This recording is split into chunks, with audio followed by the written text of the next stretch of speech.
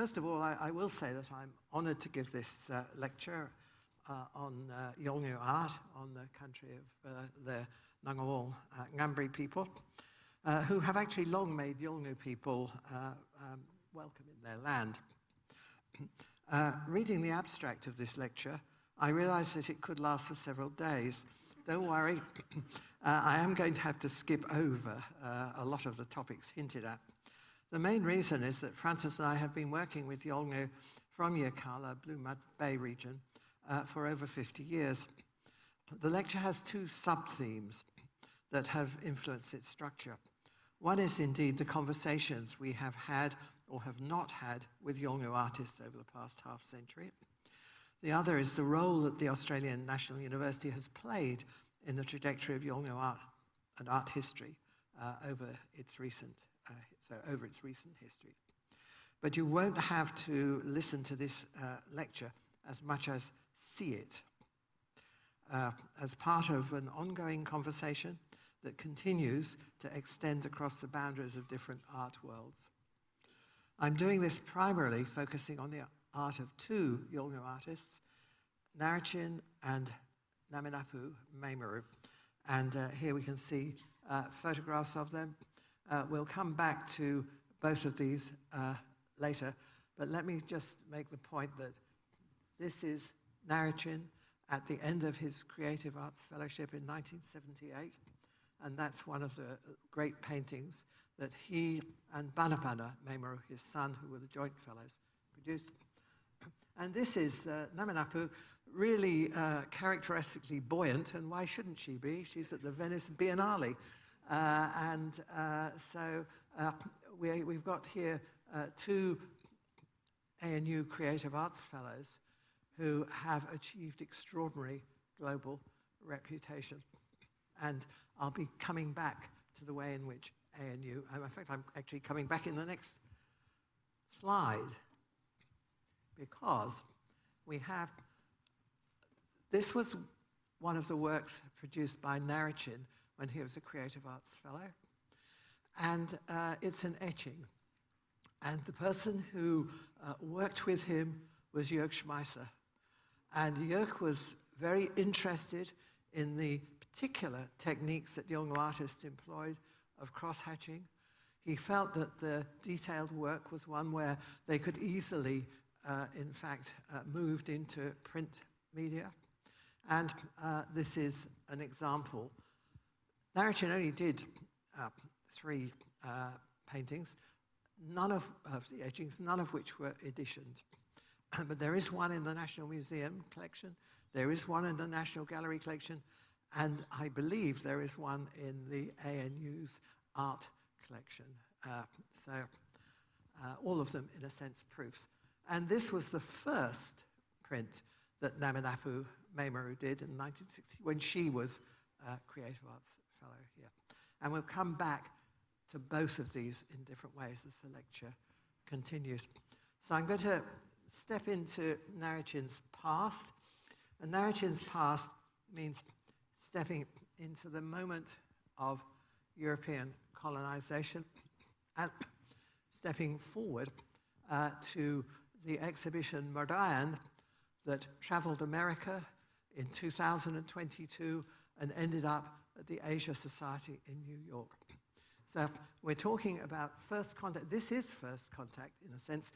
First contact is always a false concept, and it's always one that imposes on the societies that were colonized a lack of agency in the process that was going on. Yolŋu were very aware that they were being surrounded by people who were moving in on their country.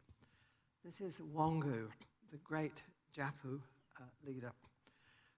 This was painted in 1935, and at the moment when Donald Thompson, an anthropologist, had been sent by the Australian government together with some Methodist and Anglican Church ministers to prevent a punitive expedition coming in and teaching the blackfellows a lesson. And Donald Thompson arrived there to see Yolŋu, and this was the following day. he said, oh, gosh, I saw Yolŋu, doing this painting with a human hairbrush, la-di-da. And Thomson was collecting things was integral to his research methods as an anthropologist, integral to his ways of engaging with people. He was provided with the kind of resources by the Commonwealth government to enable him to build collections as part of the peacemaking process that he was engaged in. And so these are now all in the collection of Melbourne University, having been passed on by the National Museum, the Museum Victoria. This, louder still. Right, okay. I mean, the problem is that when I turn my head that way, I'm turning away from the mic. So maybe I can hold the mic in my hand. Will that help? Why don't I hold the mic somewhere different in my hand? If you feel okay about holding it, you can. I will hold it in my hand, and then you'll all be able to hear, and I won't fade away. People are very happy. I'm not fading, not fade away. I'm come from a Stones era. Now, here is that very same painting in America for the start of this extraordinary exhibition. So this is actually saying something about a period of only some 80 years when Yolŋu moved from a period where they were going to be subject to a punitive expedition to where their art was gaining global recognition. Now, interestingly, we can show a part of that full story almost immediately, because this photograph is of Narrachin in 1935, taken at the same time as the first contact with Yolŋu, with an extraordinary person, Fred Gray. Fred Gray was a kind of entrepreneur. Well, he wasn't an entrepreneur. He was an adventurer. It's really difficult. He was an Englishman, incredibly tall, very fearless, who came to Arnhem Land without arms or guns and decided to start trading, working with Yolŋu, trading in pearl shell and trepang. So he was actually in Culloden Bay, in that same area, when Yolŋu was doing that painting. And Narrachin became his assistant. And Narrachin became his cook, his person who was basically cultural advisor and various other things. He looks very young there. He's actually probably 19. Yolŋu did look much younger in those days than people and the missionaries wrote them down as, but he would be something like that. So that's 1935. I won't go into any more details of that very interesting history, but they were friends until Narrachin's death. So it was a very close relation. This is Narrachin dancing or hunting kangaroos, the same kind of thing in some ways. It was taken in 1947. It was in the process of a film being made by an Australian filmmaker, Cameron George Heath, and it was inappropriately titled, very inappropriately titled, Primitive Peoples. But the film, if you see it, belies its title. Gaumont had to sell it, so they sold it in that particular way. And George Heath, writing about the film, said that really they were spent 4 weeks in a place called Darlinboy off Arnhem Bay. It did take them several days to walk there with a large group of Yolŋu people who he then said really treated their appearance as time to organize a ceremony around the things that they wanted to see and that they wanted to teach them. So very, very interesting that we're looking in that particular context of time of a very positive engagement from the Yolŋu side with the people who were moving into their country. These are just two of the first paintings that Narrachin did that are in collections. This is one of the collections of Ronald Burnt, crayon drawings, very famous, wonderful exhibitions in the Art Gallery of New South Wales some years ago. And this was collected by Mountford's American-Australian expedition to Arnhem Land. Variations on paintings that we'll see later on. I've got to leave these behind. I've got to leave things behind very quickly, or I will run out of time, because I'm going to just quickly go through the subsequent years of Narrachin's life. And as I said, he did work closely in all sorts of different ways with different Yolŋu people, as well as being working with Fred Gray. He was the houseboy to Chaseling, who was the founding missionary at Yirrkala. And he then became very much one of the people who were leading the movement for land rights. The Bark Petition, contrary to many people's false information that they publish, was actually the one that's in Parliament House, painted entirely by Narrachin. Those two images. If Parliament House employed experts in artistic style, they would quickly see that it looks like the single hand of a particular person, but it was undoubtedly by him. He also was at the forefront of the outstation movement, where people were moving back into their country.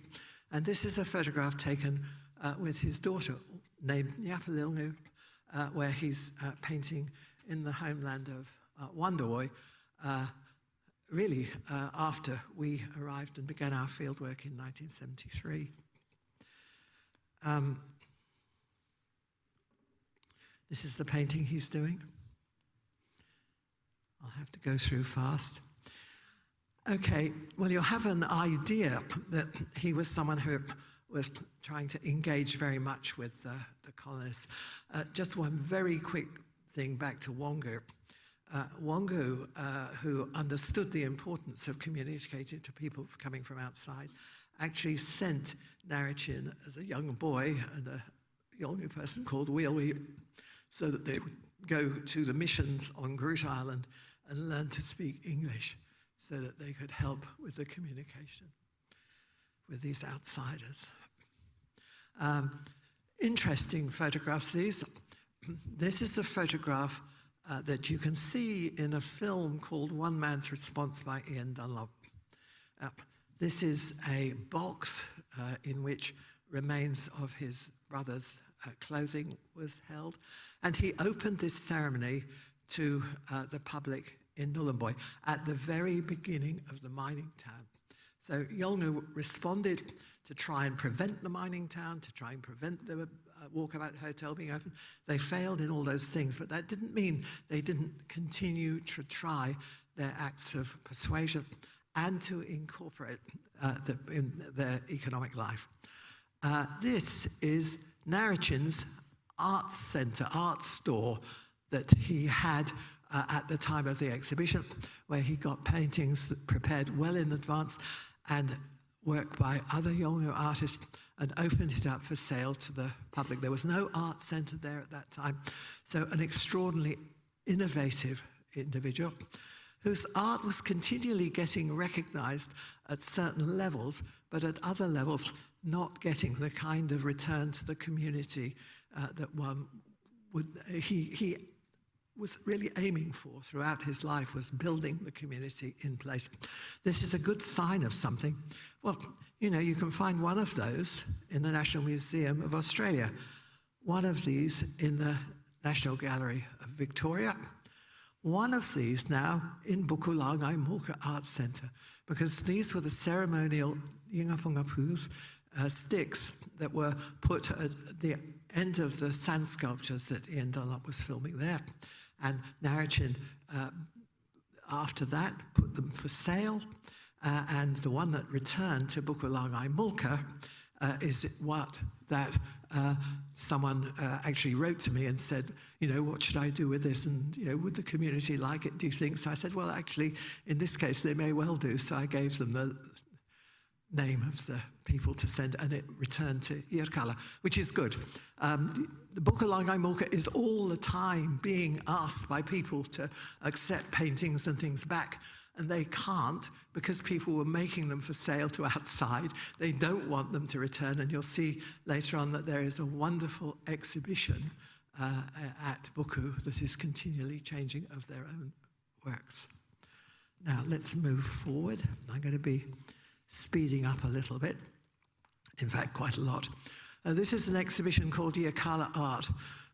This is Narichin Memoru. This was an exhibition curated by Francis and I. While I was a doctoral student, the ANU provided the most enormous support for the development of this exhibition, and Narichin was invited to Canberra to be the person who opened it.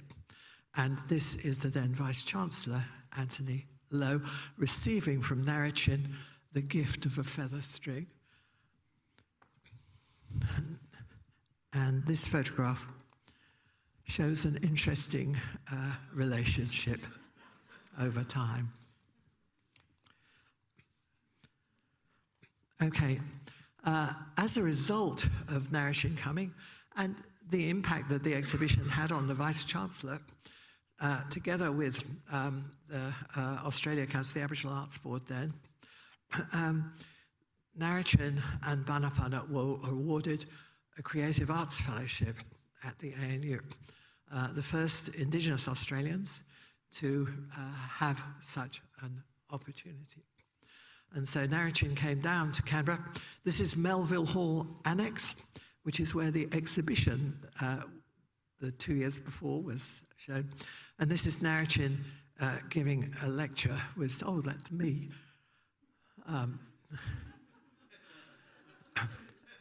But he was wonderful, and it's in Ian Dunlop's film.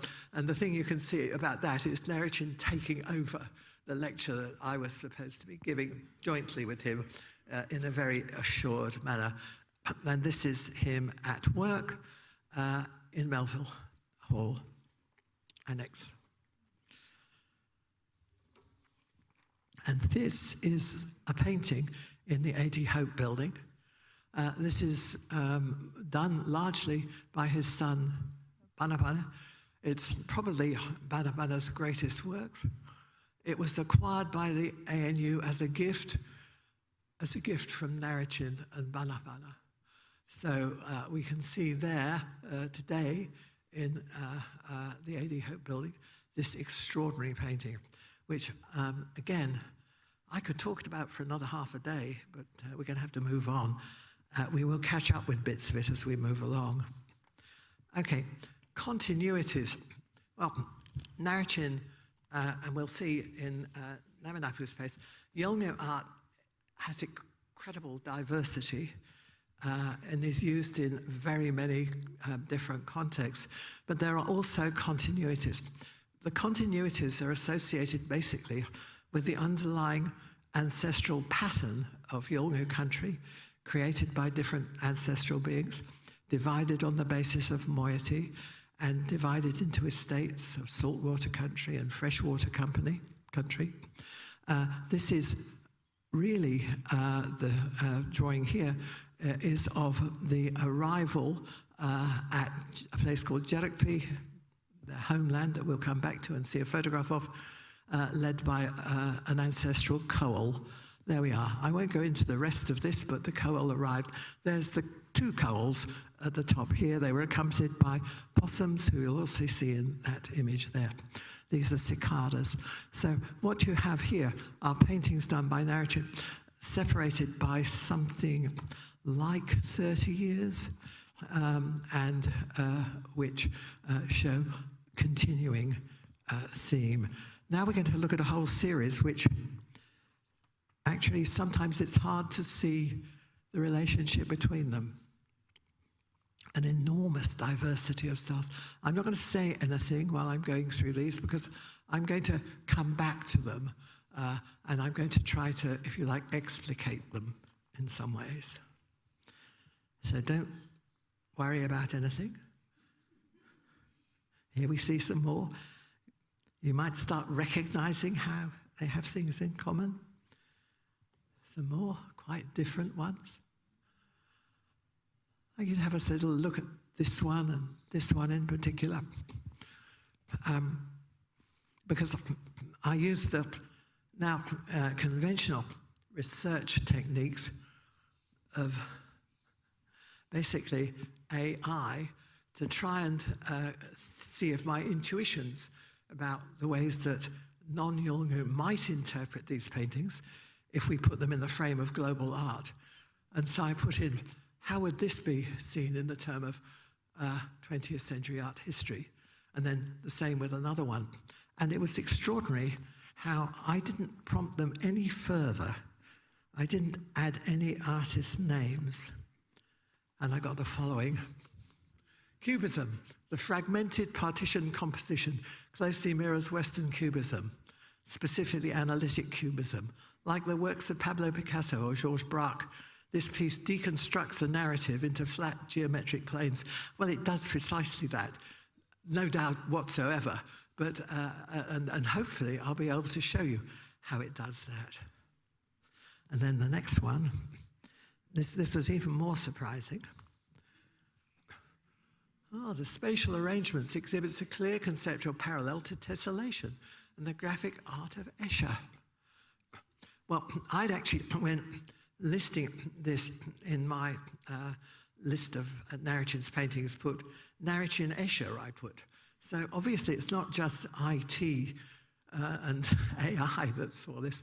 Now, anyone see anything apart from fish in this? Is there any other sea animal people can see?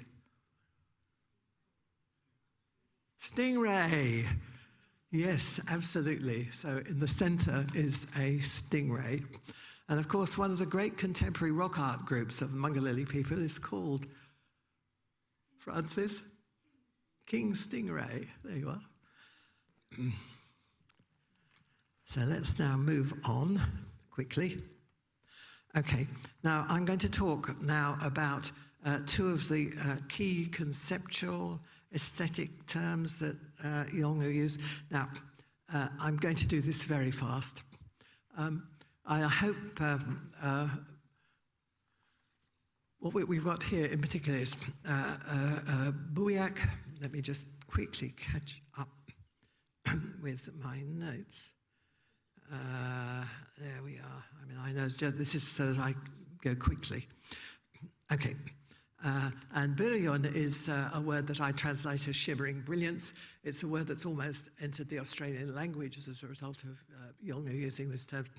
And it means that when you're looking at a painting, it shines brightly at you, and at the same time, you can't necessarily keep the image easily in the eye without sort of really concentrating hard and moving from part to part. And the other one is buyak, which is harder to translate, but I use a phrase called emergent representation or emergent figuration. Frances told me when I was going over this talk to her, it's equally submergent, and she's quite right, so we could call it emergent and submergent figuration. And what you can see here is there's the guac at the top of the tree, but if you got rid of those two possums, it would take you a while to work out what that particular image was. Here, again, you can see something that is very much on abstraction. These have a very precise meaning. They're actually the marks that turtles make as they go up the beach to lay their eggs. And here is a wonderful example of Birion by Narichin, there of shimmering brilliance. It's got a lot of meanings in that, but I'm not going to go into them at the moment because of time. Okay, these are works by Galama Meimaru, who was Narichin's daughter, and you can see exactly how those particular techniques, aesthetic techniques, are used in the creations of imagery. Here we actually do have, this is someone, an ancestral being in the form of a reef heron fishing off the rocks. And if you look at this, you eventually see all sorts of incredible figurative images that emerge or submerge beneath the waters. And this is a sort of different version of it, in which, in fact, what you're seeing here is a parrotfish that is being consumed by little sand crabs. Now, bear that in mind. These sand crabs are going to be central to understanding the next series of images that I'll be showing you. So I'll come back to these as we go along. But I'm going to now show how that particular figurative, and this is another one, buoyak. Buoyak was a word recorded, and I knew this, but I don't think anybody else did, by Donald Thompson in the first descriptions that he made of Yolŋu paintings at Millinghamby in 1936. And so he got a Yolŋu who said buoyak there. Well, it then emerged in the 1990s as a word that Yolŋu artists themselves suddenly started to do to a new art movement which emphasized buoyak. So there are a whole series of artists here. And Wanyapi Marika, who, interesting enough, when Nigel Lendon and I organized a workshop for Australian artists, Indigenous and non-Indigenous, came to the ANU for 2 months, so another connection here. And this is a painting that exhibits buoyak. What is it? Well, it's the ancestral beings, the Jankar sisters, paddling a canoe from the west to the east, following the light of dawn and the morning star. And there's where the paddle hits the water, and there you can see the paddle, deforming, in a sense, the Yolŋu clan designs. Again, I could just move on from that, but here we can see the idea, the concept of shimmering brilliance fundamentally in the artifacts that people make and in ceremonial performances in general. So it's a very general principle that people use. Now, quickly, 2 wonderful Yolŋu artists, Jamboa Maraweli, who just won the Red Ochre Award last week, and his wife, Leawade. I'm not going to say much more about them at the moment, except I'm going to read something. So while you're looking at this, I'm going to pause the slides for a while as I summarize a number of conversations I've had with Narichin and his family over 50 years and relate them to the paintings we see. It's a sort of methodological aside, apart from using AI. When I first met Narichin in 1973, he was sitting on the ground painting. He was happy that I watched him at work, but he cautioned me not to interrupt him while he worked, because this was his living, and he would have to charge me, but he would be happy to talk when he'd rested. 30 years on, I was watching his daughter, Galama, whose paintings we've just seen, when she was doing a painting, actually sitting in a sort of shadow of a sand dune. The painting looked so beautiful, I said. I wish I could paint it, I said to her, but I have no talent. She carried on painting and paused again, looked me straight in the eye and said, "You're right, you've got no talent for painting. But you're very good at watching other people at work." Now, in some ways, that's probably the most concise definition of an anthropologist anyone could imagine. Now, one of the things that Narichin said to me after I knew him for a while was, sometimes I've been working on a painting for hours. I think it looks a bit of a mess. And then towards the end, all things come together. Now, I thought that this is an extraordinary sort of, and I actually once in Yolŋu country was with a whole series of Yolŋu and non-Yolŋu artists, including Jörg Schmeisser, and I just posed the question to them, which we had to explain to them. I often hear artists talking about the word resolve. What does this mean? And it was a wonderful, first of all, they denied ever using this or having this concept of resolve, and then suddenly they said, well, yeah, I mean, it does seem to be something that rings back. But this is, in a sense, what Narichin was talking about there.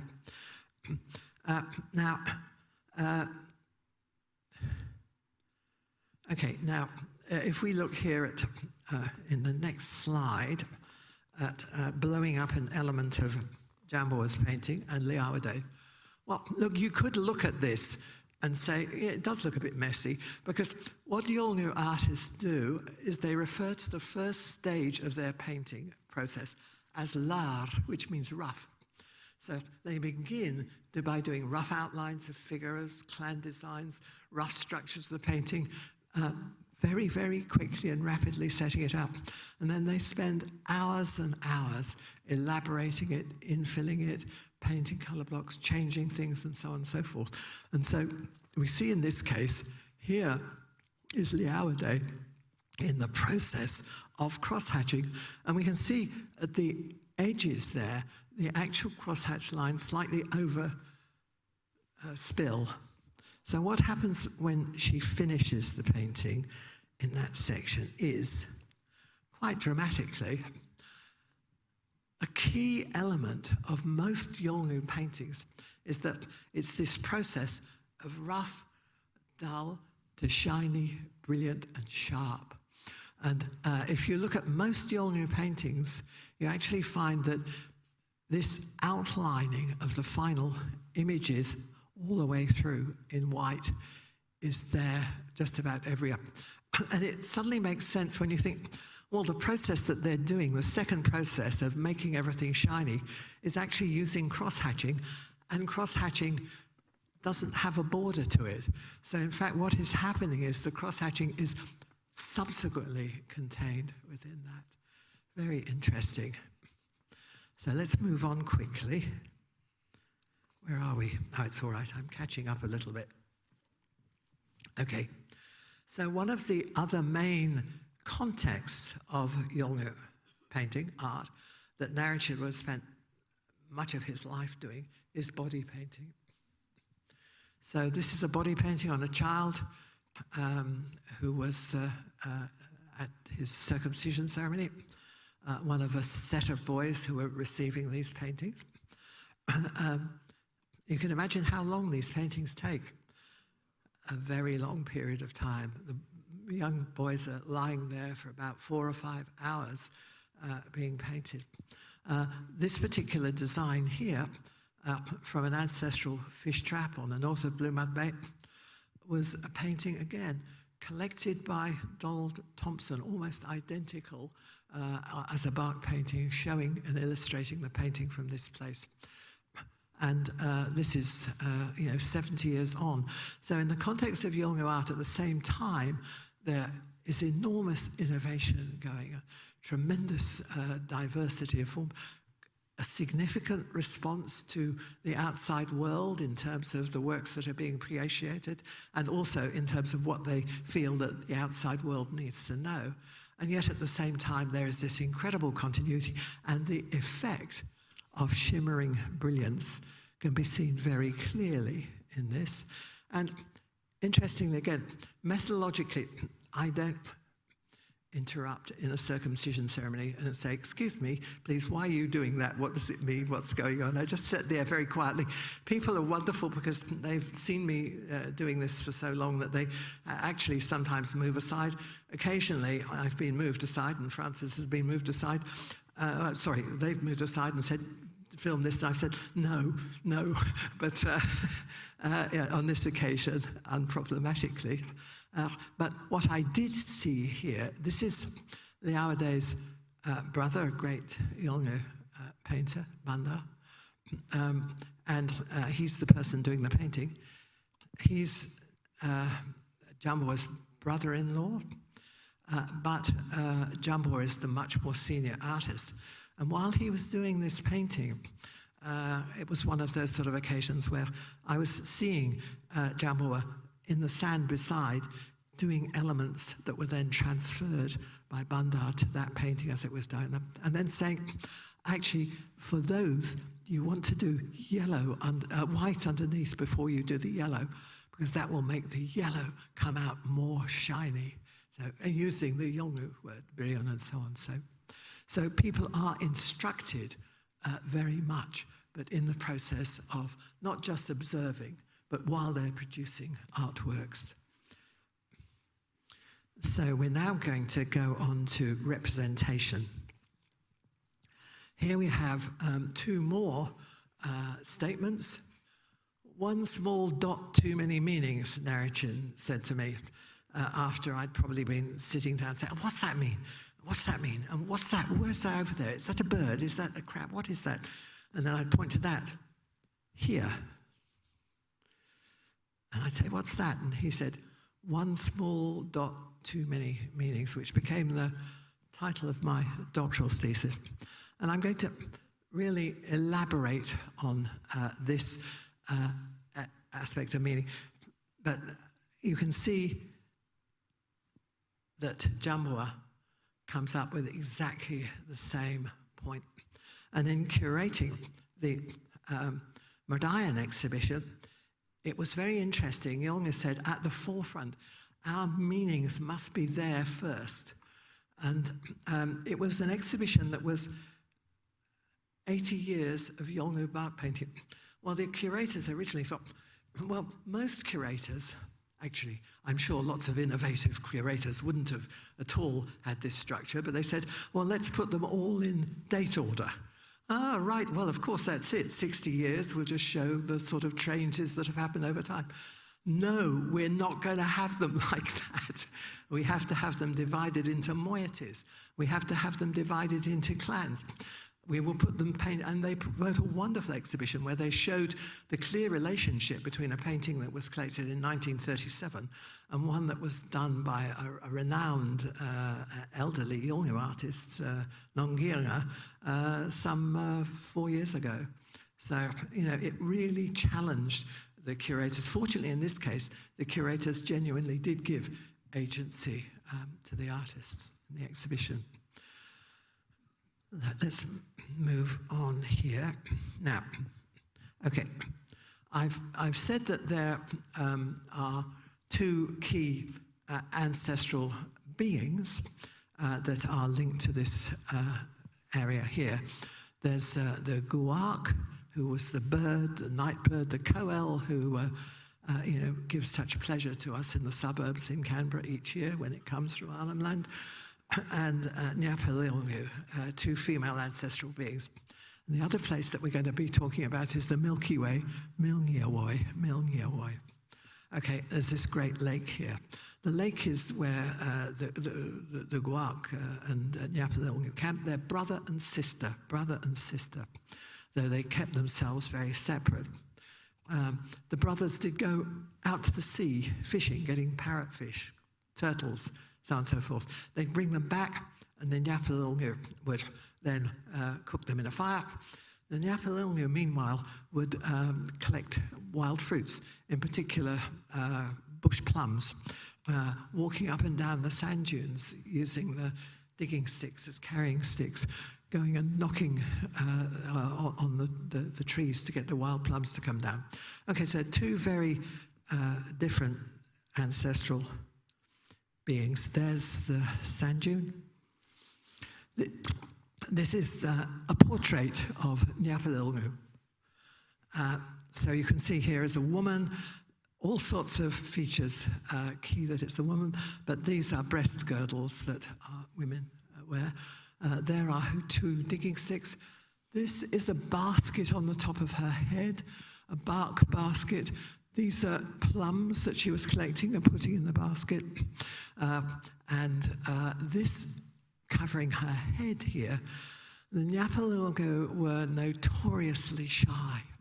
They hid from men, they hid from strangers, and this is a signal of their shyness and their hiding. And in fact, rather like women in Groote Island that Yolŋu would refer to, when they sat down to avoid strangers looking at them, they would put curved bark in front of them. And so these are the Yolŋu. So then, and these are just images of Milngiawoi, the Milky Way. But the Milky Way, the brothers would go out fishing, come back with fish. They would cook the fish. One day, the brothers didn't come out. They saw a big storm out at sea, and they waited on the sand dunes looking out. Where are our brothers? What's happened to them? What are we going to do? And then the body of the brother were washed up on the shore. Now, they were confident that in some ways their spirits might go up and ascend into the Milky Way. Because the Yolŋu belief is that, in the case of the Yirricha moiety, one manifestation of the human spirit is the glittering stars in the Milky Way. So when you're looking up there, you can actually see your deceased relevant shining back to you. And this is the Milky Way is also conceived of as a river that's on Earth as well. So it's a river on Earth flowing into Blue Mud Bay, and it's a river in the sky. And the river on Earth has the same images in some ways as the river in the sky. So the river in the sky, you look up and you can see all the events that happened on Earth. The drownings, if you like, of the people who were out, the brothers, the fish that they were catching, the storm clouds, the hollow log coffin, various other kinds of, well, you can see here's the boat upturned. Here you can see, in fact, a whale that could have caused and influenced the upturning and so on and so forth. This is going to become clearer in a minute. Because what I'm going to go to now is show how the Yolŋu created a sand sculpture for their brother, a sand sculpture that is used to both hold the body of a person who is dying, but also as the center of ritual performances. So let's go on very quickly here.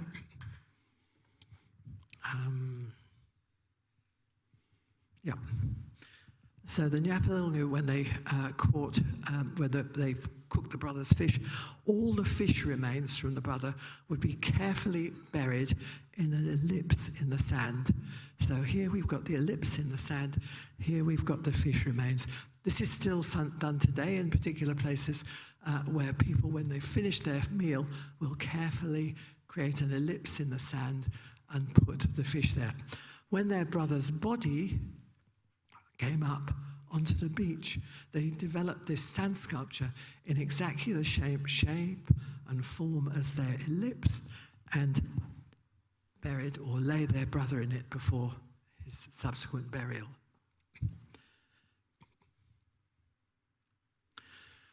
Okay, now the next series of images are reflections on, can you hear me all right? This are reflections on the beach, on the tide, on what happens to fish remains that you've buried in a little ellipse in the sand during the day. And what happens is that sand crabs come out. Sand crabs cover the surface. Sand crabs, get the grot and things like that from the decaying fish.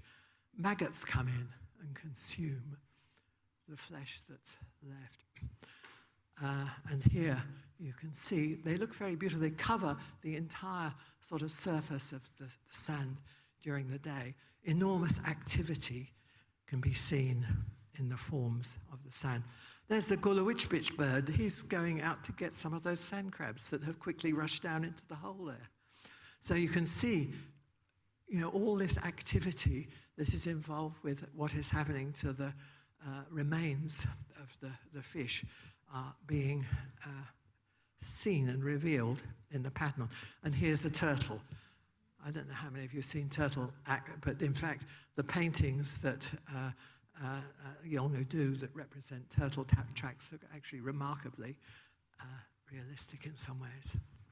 And then what happens then is the tide comes in. Oh, what happened then? Oh, it's not moving on. Mm.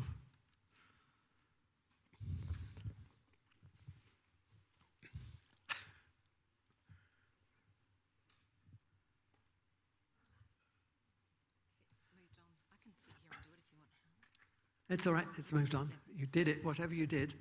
It just required the screen adjustment. Okay, and here, the tide going in. Here we see footprints in the sand. What's happening? The tide's coming in. All memories of what happened during the day are being washed away by the tide, and it's becoming clean. Now, this series of images associated with the Yolŋu became the, if you like, the songs, the choruses that are sung at Yolŋu purification ceremonies post-burial.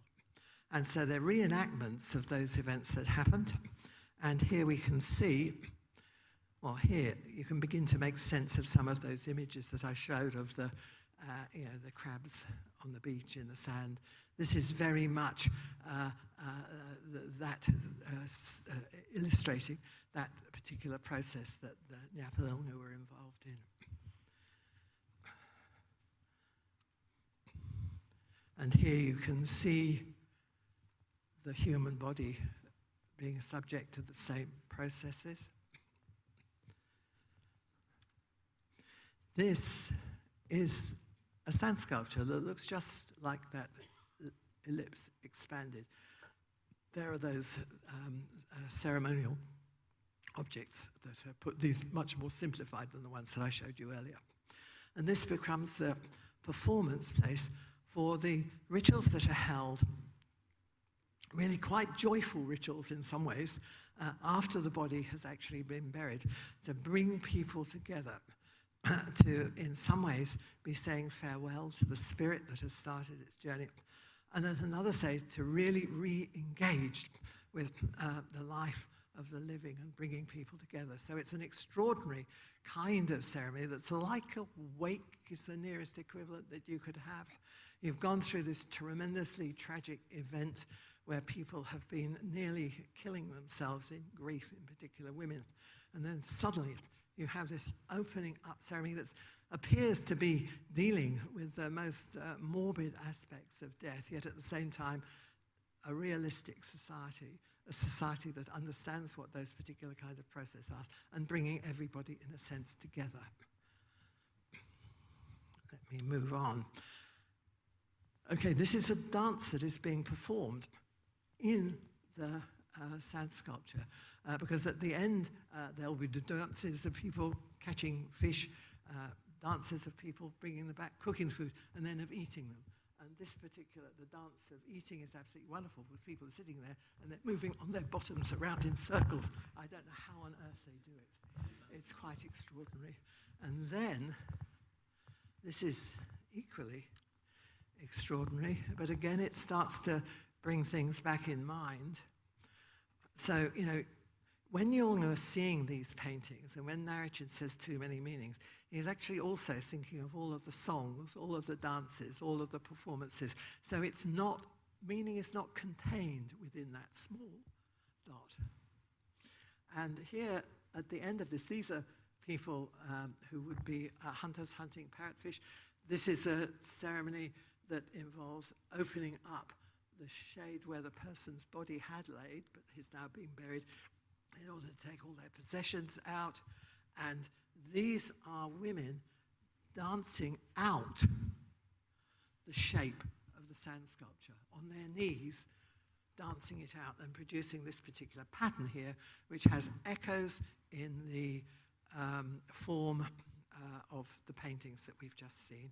And of course, if you suddenly see that as a pattern there, and then suddenly you see that in the painting, you start to make the kind of connections. So let me, yeah. Yep. Okay, that better? Right, this is very tricky. Okay, now, okay, so this is a slight sort of recapitulation, bringing it back to the ANU.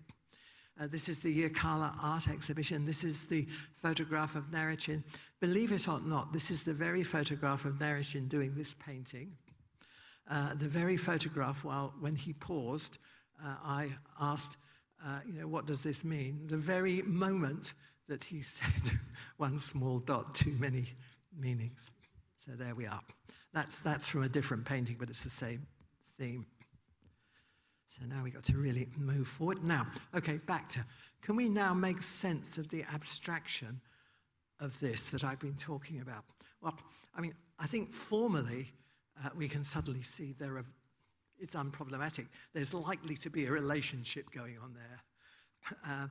There's likely to be some way in which this painting is, if you like, synthesizing or incorporating or in some ways, many ways, is related to this one. One can start sort of picking up all sorts of cues. What we've got this shape here, and then suddenly we've got, well, that looks like a very similar shape. Wow, this is new. I could have fun with it. Okay, so this is strongly associated, this shape here, with women and with Yolŋu. So that large ellipse is, although it can be seen as something like a digging stick, it can also be seen as a part of a woman's anatomy. This is Yolŋu herself here. On either side, she's got things that you'd say, oh, well, you know, those are the boats that were out at sea that they got. Oh, no, but actually there it is. That's the hat on the top of her head, filled with wild plums. And you can make extraordinary connections in Yolŋu art because suddenly, well, you know, if this is part of a woman's anatomy, and there she is collecting wild plums, and those wild plums are prohibited to menstruating women, is there some relationship here that is being echoed? And so the density of Yolŋu symbolism is utterly extraordinary and profound. And then you can pick up, we've got the digging sticks there and there. And the reality is that these are also two of the Yolŋu themselves as women dancing. This means the woman, it's also her arms upraised, those are the legs, there's the body, and there she is on either side of the Yolŋu sand sculpture, and they are in the process of dancing in mourning for their dead brother. So it's quite extraordinary how, when you actually start to look at components, and when people talk to you about those paintings, they'll be referencing and they're putting them in exactly those kind of sets that you imagine they could be in. So I'll show just a few more very quickly because I've got to move on very fast now. There you see that's, again, making quite clear reference. So where you've got the two women here on either side of that thing which looks like a ceremonial stick, but it's also the Yolŋu. This is also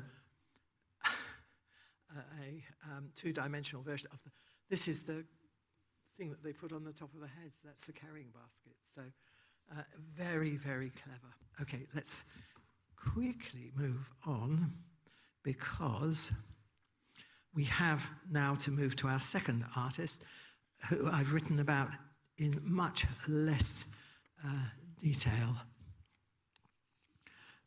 So I'm coming quite close to the end of this, and here we are. So I am going to be focusing. I'm going to be focusing on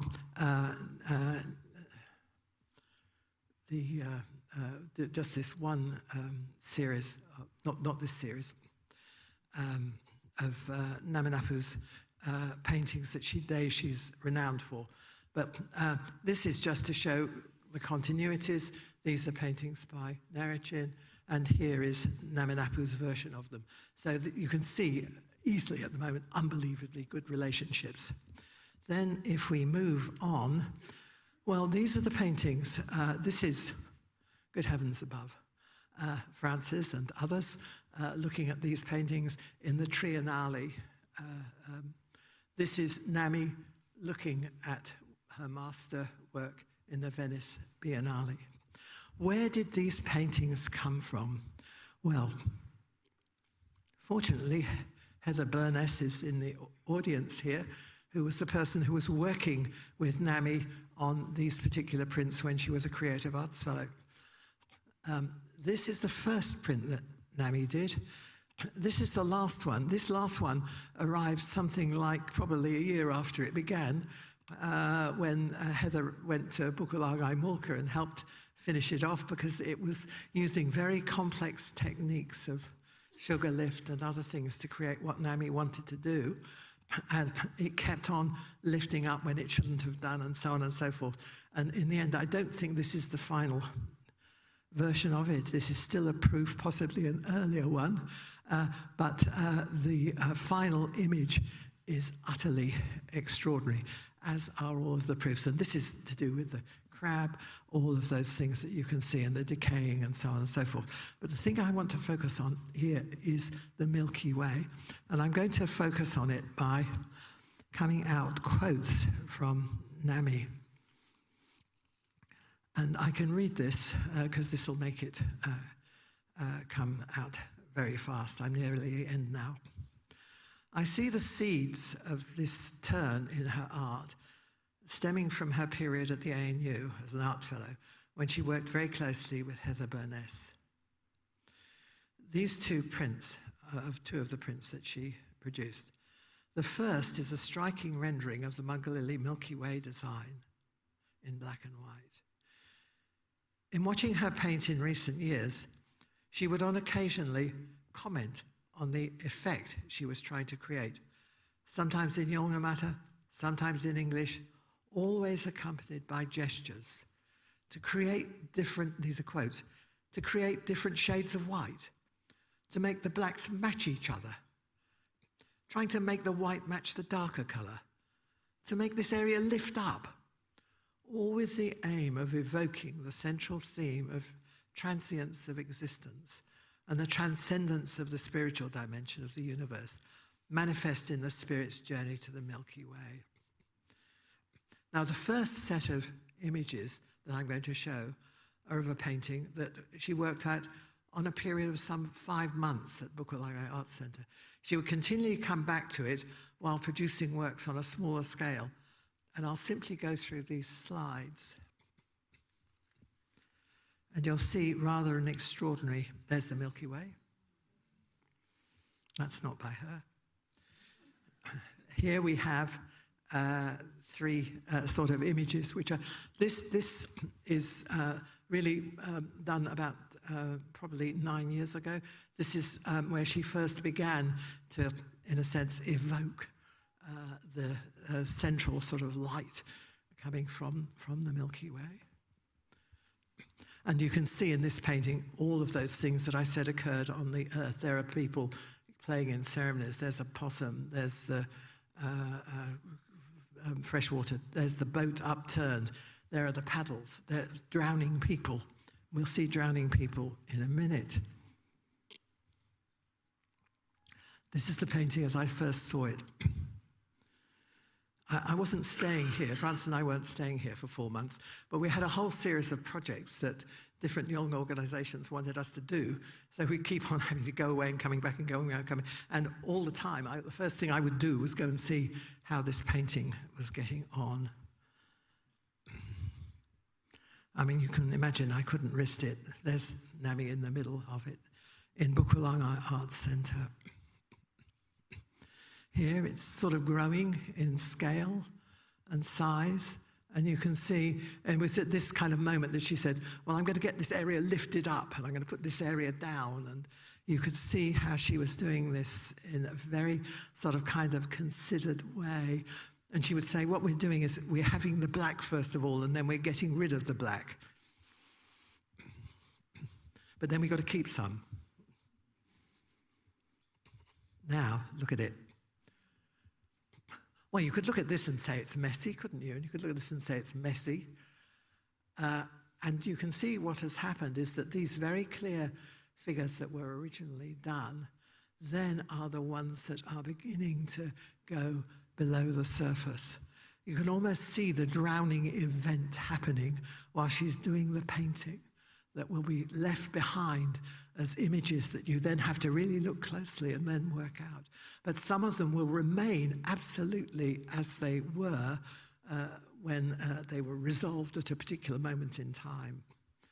So it's got something to do with the nature of the concreteness of life and the sort of fragility, and then in a sense, the transcendence of the soul. This is the finished painting in the distance. Now, this is a painting that she just started doing. It's going to be the last one I'm going to be talking about. And I'll show a quick glimpse of this finished painting. This is a kind of painting that, I mean, you'll see it's wonderful, but you will wish I had a better camera so that we could actually, and it's enormous, so well, I mean, I think people can sense its size and its scale. But you can actually sense what I'm saying, and the texture of it is extraordinary, because what she is doing is building up the surface. So what did she say about this painting here?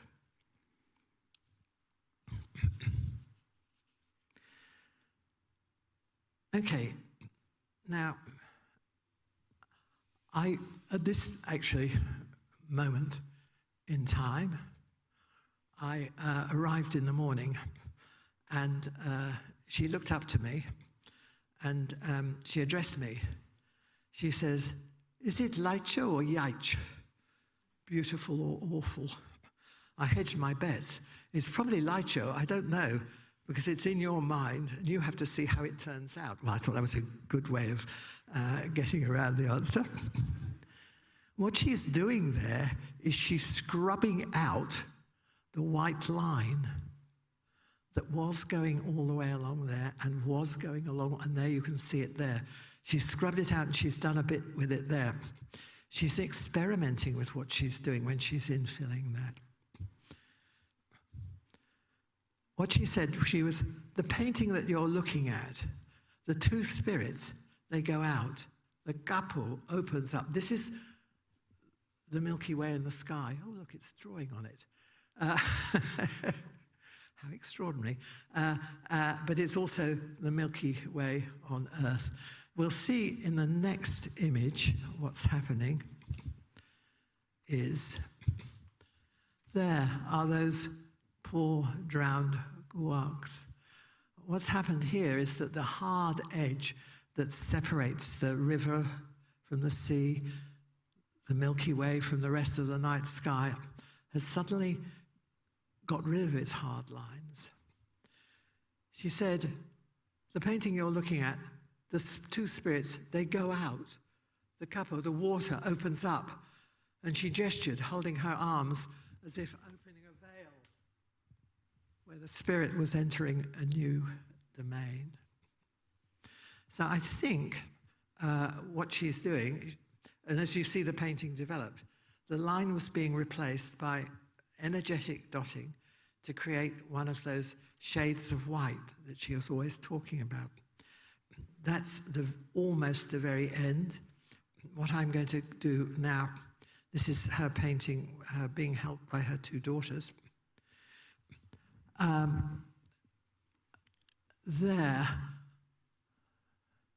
This is the art center.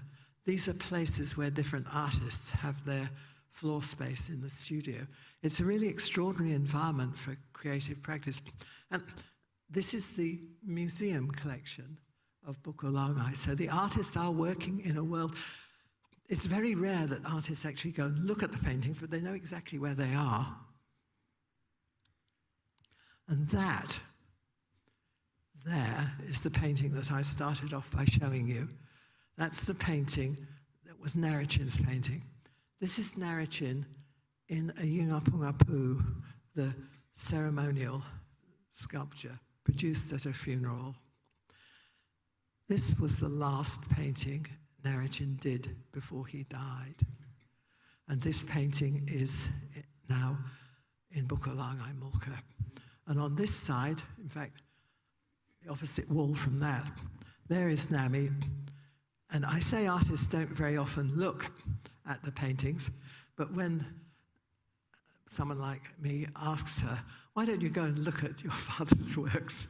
She did. So this is a bit of a false image in some ways, but nonetheless, she doesn't need to look at them. They're there all the time, and she's very familiar. So I'll finish at this point. Okay, thank you.